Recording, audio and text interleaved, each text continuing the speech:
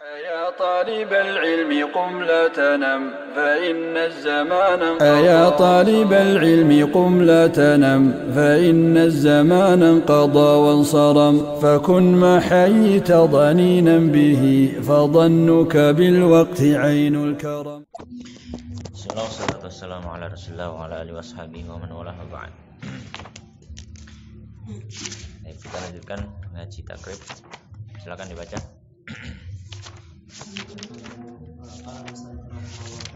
Faslun wa yustahabbu dan dianjurkan tasmiyatu menyebutkan al-mahri mahar fin nikahi dalam suatu pernikahan fa'ilam maka jika tidak yusamma menyebutkan sahal akdu tetap sah akadnya wa wajaba dan wajib al-mahru mahar di salah satu asya dengan 3 hal ayyufarridahu menentukannya menentukan az-zawju suami ala atas nafsihi dirinya ayyufarridahu atau menyebutkannya aku nggak tasdid nggih yufarridahu yufarridahu menentukan untuknya al-hakimu hakim atau yadkhula masuk yadkhula biha maksudnya hubungan jima yadkhula biha atau jima dengannya wajib dan wajib mahrul misli mahar semisalnya walaisa dan tidak liaqali menyedikitkan liaqali sadaqi untuk paling sedikitnya mahar liaqali sadaqi paling sedikitnya no? mahar sadaq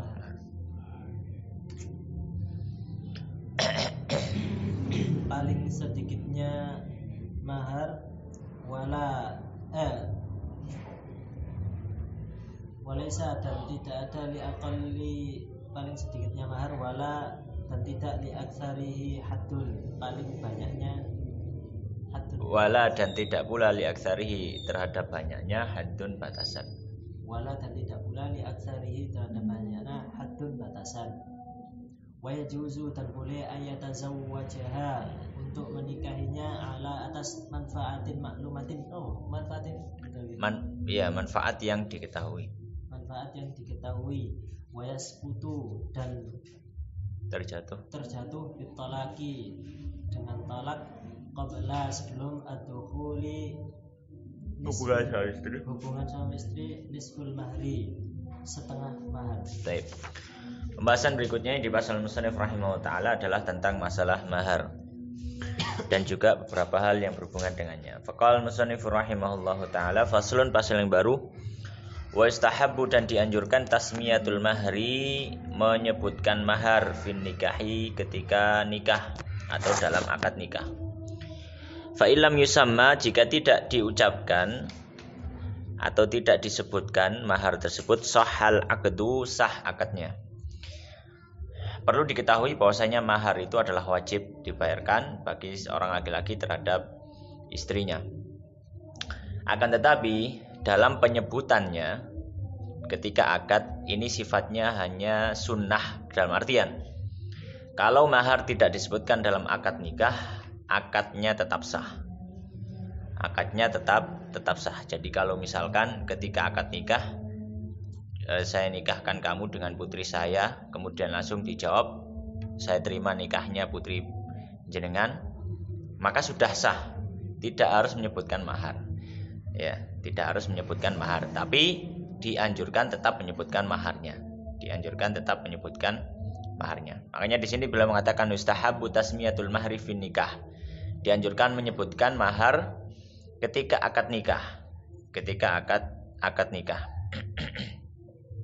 Kalau tidak disebutkan tetap sah akadnya ya. Tetap sah akadnya. Nah, kalau tidak disebutkan atau belum ditentukan maharnya, maka ini namanya tafwid ya, namanya istilahnya tafwidun nikah atau tafwidul mahar. Tafwid itu apa? Tafwid itu mahar belum ditentukan, itu tafwid.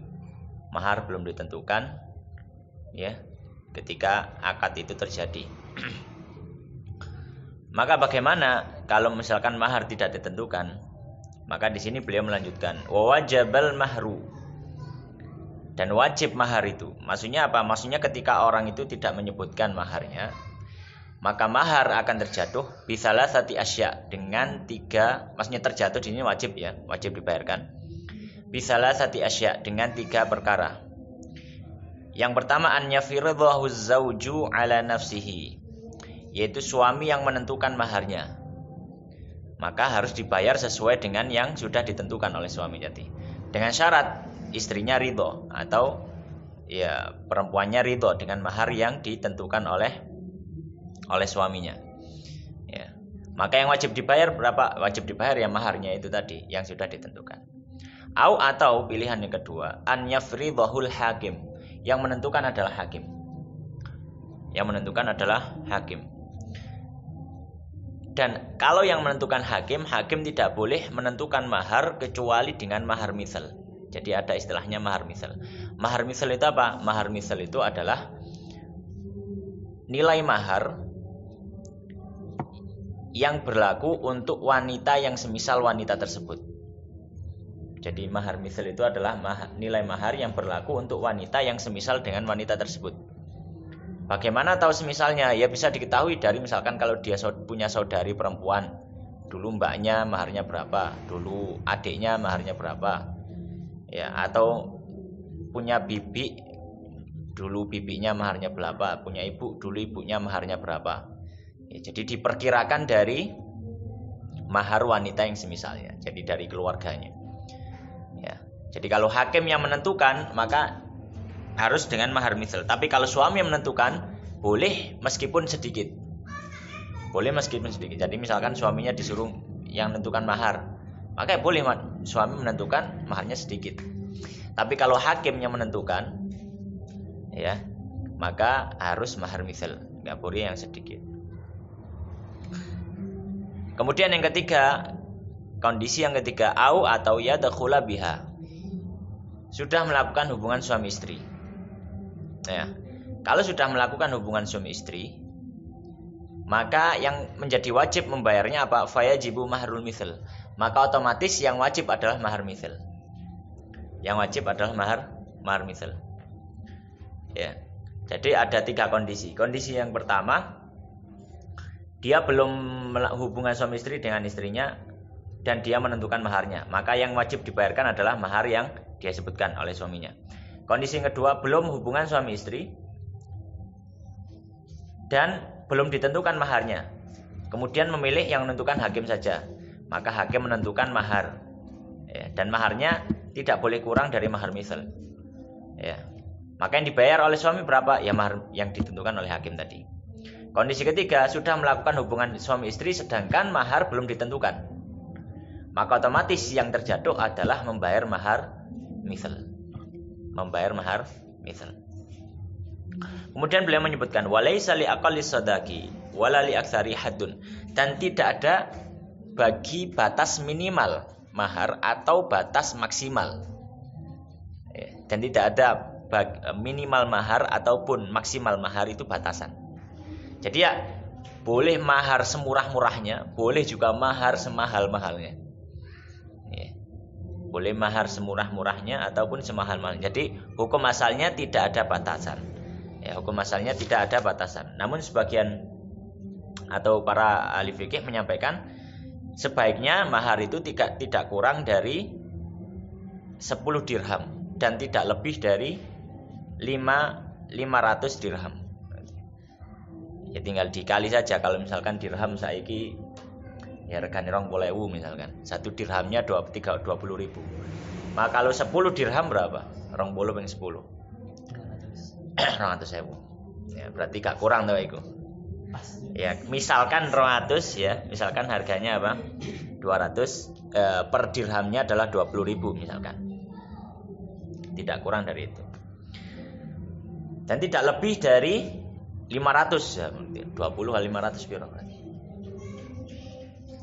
20 kali 500 ping pindho ae 500 kali 10 kali 5 juta. Berarti 10 juta. Yes, perkiraan itu kalau harga 1 dirhamnya 20.000. Ya, tinggal dicek aja dirhamnya berapa hari. Baik. Wa yajuzu dan diperbolehkan an yatazawwajaha, dia menikahi seorang wanita ala manfaatin maklumah, dengan mahar manfaat yang diketahui. Maksudnya manfaat yang diketahui adalah ya memang secara urf ya, hal itu disebut jasa gitu ya. Hal itu disebut jasa dan bisa diberikan upah. Seperti apa? Contohnya seperti mengajarkan Al-Qur'an ya, atau mengajarkan apa ya. Maka ini termasuk termasuk manfaat malumah. Karena mengajarkan Al-Qur'an adalah jasa. Ya, adalah jasa dan bisa dihitung secara hartawi gitu ya, secara hartawi. Beda halnya dengan membaca Al-Qur'an. Kalau cuma baca Quran saja, maharnya cuma itu, maka ini tidak manfaat malumah. Karena orang baca Quran tidak bisa dinilai, tidak bisa dinilai secara hartawi, ya gitu. Baik. Kemudian qala al-musannif rahimahullah wa yasqutu bi talaqi, dan jatuhlah mahar bi talaqi dengan talak qabla dukhul, sebelum jima, nisful mahri, separuh dari maharnya. Kalau misalkan, maka ini kasus ya. Kalau misalkan ada seorang wanita kemudian dia menikah. Sebelum dia melakukan hubungan suami istri, dicerai oleh suaminya. Disebutkan maharnya berapa, misalkan maharnya 5 juta misalkan. Tapi nikah maharnya 5 juta. Maharnya belum diberikan. Kemudian belum melakukan hubungan suami istri, kemudian ditalak, cerai. Maka apakah suami nggak wajib untuk memberikan maharnya? Yang wajib hanya separuh. Jadi bayar 2,5 juta. Karena mahar yang disebutkan dalam akad 5 juta. Dan dia memberikan ketika talak belum melakukan hubungan suami istri, maka yang diberikan adalah 2,5 juta tadi, yaitu separuh dari apa? Dari mahar. Ya, separuhnya hilang. Ya, separuhnya apa? Separuhnya hilang, tidak berhak bagi wanita tersebut. Ya, kalau misalkan talaknya setelah hubungan suami istri dan mahar belum diberikan, kemudian mentalaknya setelah hubungan suami istri, maka wajib memberikan maharnya meskipun sudah dicerai. Wajib tetap memberikan maharnya. Berapa? Ya utuh. Memberikan secara apa? Secara utuh. Baik.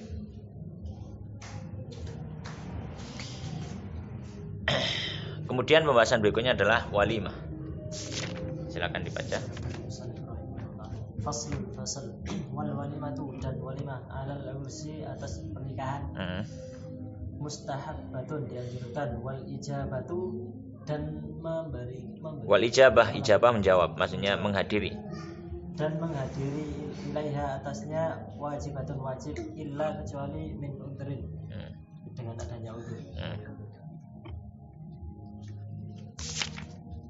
Wis mari. Berikutnya adalah pembahasan walimatul urs. Walimatul urs. Qala musannif rahimahullah taala faslun wal walimatu, dan walimah itu alal ursi, atas pengantin, mustahabun, hukumnya sunnah. Wal ijabatu, dan menjawab atau mendatangi ilaiha, kepada walimah tersebut, hukumnya wajibatun, wajib. Illa kecuali min udhrin, karena adanya udhur. Baik. Maka di sini beliau setelah membahas masalah mahar, beliau membahas masalah walimah, karena biasanya setelah orang akad nikah kemudian walimah, ya, kemudian walimah. Maka walimah ini hukumnya adalah sunnah, ya. Walimah ini hukumnya adalah sunnah. Dan para fuqaha menyampaikan yang dianggap sebagai walimah adalah makan-makan yang dilaksanakan setelah akad nikah. Maka kalau makan-makannya dilaksanakan sebelum akad nikah, maka tidak dianggap sebagai walimah. Kalau di adat kita biasanya ono maleman. Biasanya ono maleman enggak ono ya. Enggak ono. Biasanya di adat kita ada maleman. Biasanya nggone sing lanang ono maleman.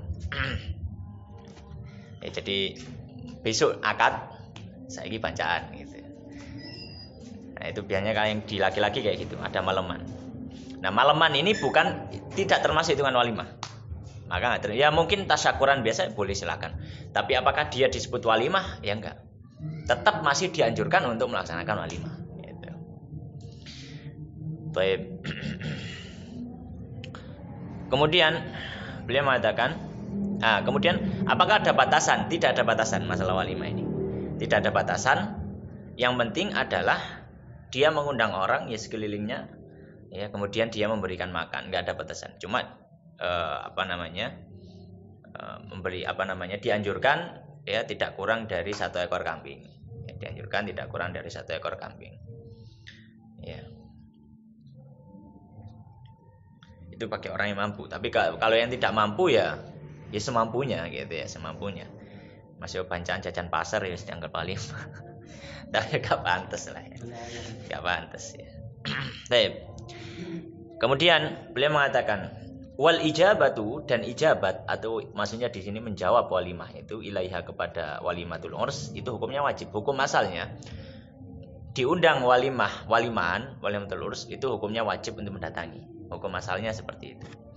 Ya, dan ini kewajiban ini hanya berlaku untuk walimatul urs. Walimah urs tadi. Ya, walimahan itu tadi. Yang karena pernikahan. Adapun walimah yang lain maka hukumnya tidak wajib.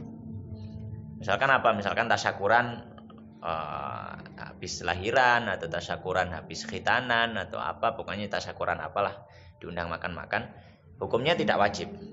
Ya, hukumnya tidak wajib. Tapi kalau walimatul urs hukumnya wajib untuk datang. Hukumnya wajib untuk datang. Ya. Wajibatun illa kecuali min udhrin. Ya. Kecuali karena ada udhur. Ya, kecuali adanya udhur. Apa udhurnya? Di antara udhurnya yang pertama adalah kalau misalkan dalam walimah itu undangan hanya dikhususkan untuk orang kaya saja, maka kita tidak wajib untuk hadir karena secara asal dia adalah walimah yang mungkar. Tidak wajib. Kalau mau hadir silahkan, tapi nggak wajib gitu. Kalau hadir tapi nggak wajib. Sudah terjatuh hukum wajibnya. Dan maksudnya di sini mengkhususkan untuk orang kaya adalah dia milihi memang secara asal, secara dari awal memang sudah milihi sing wong sugih-sugih sing diundang. Ya. Tapi kalau misalkan dia walimah kemudian bikin jam-jam tertentu, jam ini untuk wong kantore misalkan, jam ini untuk wong desa, jam ini untuk temannya misalkan, maka ini tidak dianggap sebagai memilih-milih.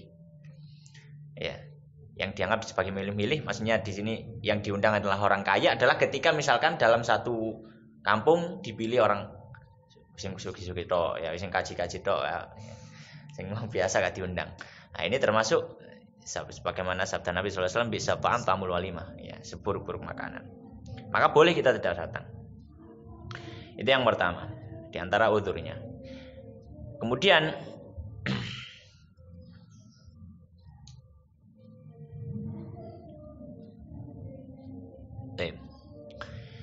yang kedua, yang wajib datang adalah di hari pertama. Kalau misalkan walimah itu dilaksanakan lebih dari 1 hari. Nang Jawa kayak jarang ya. Nang Madura ya. Oh, Sakaro ya. Soalnya jaren nggak salah pernah dengar gitu kalau di Madura atau di mana ya. Jadi walimah itu kadang sampai 3 bengi, sampai 2 bengi gitu ya. Maka kalau semacam ini yang wajib untuk datangnya adalah hari pertama saja. Ya, hari pertama saja. Hari yang kedua ataupun hari yang berikutnya maka tidak wajib. Baik, kemudian di antara uzurnya di situ ada kemungkaran. Di situ ada kemungkaran. Misalkan walimatul urs tapi nanggap orkes. Maka jatuh hukum wajib. Ya. Kita tidak mengatakan nggak boleh datang, bukan. Tapi jatuh hukum wajib. Ya, misalkan di situ ada orkes. Ya, mungkin kita cari waktu-waktu yang orkesnya kurang tampil, gitu ya, bisa. Ya. Biduane kurang teko, kita sudah datang, biduane teko langsung mulai, gitu ya. Maka enggak masalah. Ya, itu termasuk udzur. Ya, termasuk udzur yang tidak menjadi wajib mendatangi walimah tersebut. Ya. Baik. Ya, tadi piro udzur itu lu ya? Ya, 3. Baik, kemudian berikutnya nusus ya. Iya, nusus itu diwajas ya, diwajas ya. Taswiyah itu menyamaratakan. Adil. Ya, adil.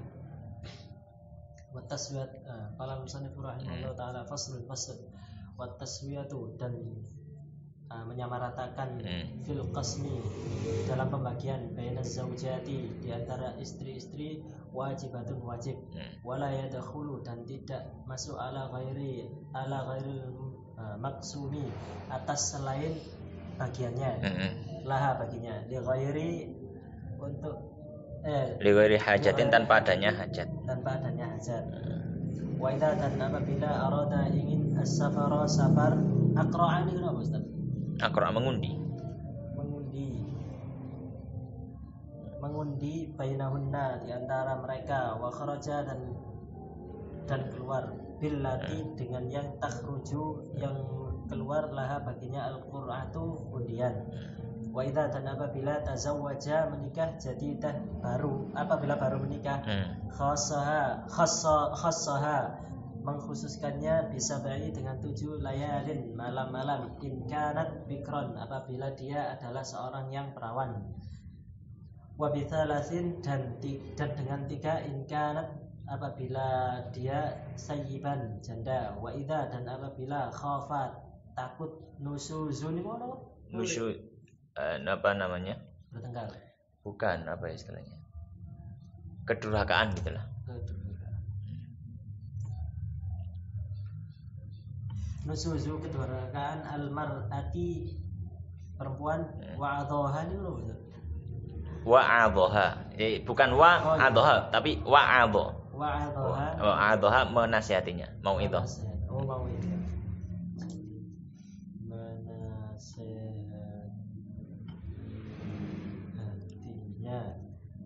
Fa'in abad maka apabila abad itu apa namanya? Berpaling gitu. Berpaling illan nusyuz kecuali nusyuz hajaroha mengajarnya fa'in maka apabila aqamat tetap gitu ya alaihi atasnya hajaroha hajarnya wa darabaha dan memukulnya wa yasqutu dan terjatuh bin nusyuzi nusus dengan nusus kismuha kosem bukan kis kosmuha bagiannya ya wa nafaqatuha dan nafkahnya. Baik, pembahasan berikutnya adalah masalah kosem dan nusus. Ada 2 pembahasan. Pembahasan yang pertama adalah kosem. Ya kosem ini ya pembahasan untuk orang yang poligami gitu ya. Untuk orang yang poligami. Kalau punya lebih dari 1 istri. Maka di sini yang pertama kita akan bahas al-qasam. Al-qasam itu apa? Al-qasam ya berasal dari kata qasama. Qasama artinya membagi. Ya, membagi. Maka laki-laki yang berpoligami wajib baginya untuk menyamakan waktu tinggal bersama istrinya. Yang wajib adil itu adalah waktu pembagian hari. Itu yang wajib adil. Yang wajib adil waktu pembagian hari. Adapun nafkah ataupun perasaan tidak wajib adil. Pembagian hari yang wajib adil itu adalah pembagian hari. Adapun nafkah maka ya sesuai istri kan gini, misalkan mbok tuweke misalkan wong biasa, mbok nom wong sugih. Kan enggak mungkin disamakan nafkah untuk orang yang biasa hidup sederhana dengan orang yang biasa hidup mewah. Maka enggak wajib adil. Perasaan juga sama. Misalkan luwih sayang ngambil mbok tuweke misalkan timbang mbok nome. Ya, maka ya ini juga enggak wajib adil. Yang wajib adil kalau dalam pembahasan fikih itu suami dianggap zalim kalau tidak bisa menyamakan hari dalam tinggal bersama istrinya. Itu zalim itu. Baik. Nah, ini isi wanita juga harus tahu gitu ya. Ini kadang tidak difahami oleh misalkan wanita ketika misalkan ada orang poligami dianggap poligami ya kudu adil nih, gak iso adil ya ojo poligami. Dan yang dianggap adil kudu adil kabeh. Sak kabeh kudu adil. Ini salah. Kanjeng Nabi gak adil. Kanjeng Nabi gak adil gitu. Dalam artian beliau gak adil ini dalam artian dalam pembagian hari beliau adil, sangat adil. Tapi dalam perasaan beliau gak adil. Beliau lebih senang kepada Sayyidah Aisyah kepada wanita yang lain. Dan Sayyidah Aisyah masih kalah disenangi Nabi kepada Khadijah. Khadijah lebih dicintai daripada Sayyidah Aisyah. Jadi nggak bisa. Ya. Maka ini yang hendaknya diperhatikan. Taib. Meskipun dalam mazhab Syafi'i sudah kita sampaikan yang afdal bagi lelaki adalah nikah sijai gitu. Taib. Faslun qala musannif rahimahullah taala wa taswiyatu fil qasam atau wa taswiyatu fil qasmi. Dan penyamarataan dalam pembagian hari, maksudnya pembagian dia tinggal bersama istrinya, bainaz zaujati di antara para istri, itu hukumnya wajibatun, hukumnya adalah wajib. Kalau tidak maka dia sudah melakukan suatu kedosaan. Ya. Wala yadkhulu ala ghairil maksumi laha, dan tidak boleh seorang suami masuk bertemu ke rumah atau ke tempat tinggal dari wanita yang bukan jatah harinya. Ya. Li ghairi hajatin, tanpa ada kebutuhan apa? Tanpa ada kebutuhan tertentu. Ya, tanpa ada kebutuhan tertentu. Ya, jadi tidak boleh. Misalkan jatahnya jatahnya fulanah misalkan. Fulanah A misalkan. Kemudian dia mampir ke rumahnya fulanah B, istrinya yang kedua. Maka nggak boleh. Kecuali kalau ada hajat, kalau ada kebutuhan, misalkan si istrinya yang B misalkan sakit, kemudian dijenguk sebentar, ya. Maka tidak mengapa, ya, maka tidak mengapa. Itu kalau siang hari. Kalau apa? Kalau siang hari. Tidak mengapa kalau ada kebutuhan. Kalau malam hari tidak boleh sama sekali, kecuali memang darurat. Kalau malam hari nggak boleh sama sekali kecuali apa? Darurat. Ya. Misalkan istrinya pingsan, butuh harus segera dibawa ke rumah sakit di malam hari, maka baru boleh dia apa? Menemui istrinya yang bukan jatah harinya, kemudian dibawa ke rumah sakit, karena itu apa? Darurat. Tapi kalau cuma istrinya yang B tadi demam, misalkan demamnya ya biasa, siang hari boleh datang, tapi kalau sudah malam hari nggak boleh. Kalau sudah malam hari nggak boleh. Baliknya harus ke rumah jatah istri yang saat itu. Jadi wala yadkhulu ala ghairil maksum laha li ghairi hajah, ya hajat ini untuk siang hari, tapi kalau untuk malam hari harus darurat, ya. Wa idza arada safarna, ketika orang itu ingin safar, suami tadi ingin safar, maka bagaimana? Aqra'a bainahunna, boleh dia mengundi di antara para istrinya. Wa kharaja billati takhruju lahal qur'ah, dan dia akan pergi keluar bersama dengan wanita yang keluar undiannya, ya, keluar undiannya. Dan ini tidak wajib, ya, istilahnya mengundi itu tidak wajib. Masih gak budal ambek bojone blas ya gak masalah gitu. Tapi kalau misalkan dia tetap ingin menjaga hari, ya silakan dia dia melakukan undian tadi. Nah, kalau sudah melakukan undian, maka dia start dari awal. Ya, misalkan jatuhnya pada fulanah, dia safar berapa hari, ya nanti ya harus dikodok kepada jatah istri-istri yang lain, gitu. Wa idza tazawwaja jadidatan, nah kalau seorang menikahi perempuan yang baru, jadidatan di sini adalah imro'atan jadidatan, wanita yang baru. Ya, misalkan dia sudah punya istri kemudian menikah lagi dengan wanita yang baru, khassaha bisa bi'ilayalin, maka dia memberikan jatah khusus 7 hari in kanat bikron, jika dia adalah perawan. Makanya perawan di sini adalah dia yang belum melakukan hubungan suami istri dengan akad yang sahih, gitu ya. Itu bikron, perawan. Maka ya dia istilahnya sama-sama bulan madu, ya, 7 hari. Nanti setelah 7 hari baru dia mulai mengundi di antara istrinya lagi. Menggilir di antara istrinya lagi. Wa bisalasin, dan 3 hari in kanat sayyiban. Ya, jika dia adalah wanita yang sudah janda, maka 3 hari batasnya. 3 hari. Baik.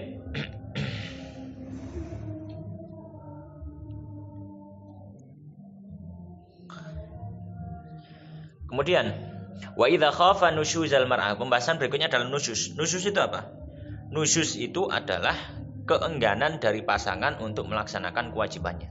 Itu nusyuz. Keengganan dari pasangan untuk melaksanakan kewajibannya. Ya. Dan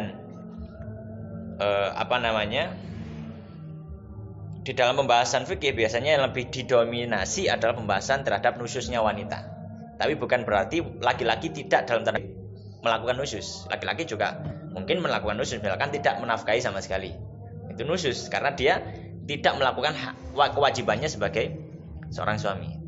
Nah, kalau perempuan maka tidak melakukan kewajibannya sebagai seorang istri. Dan contohnya adalah ketika diajak berhubungan suami istri dan tidak ada uzur sama sekali, kemudian dia tidak mau. Ini termasuk bentuk nusyuz.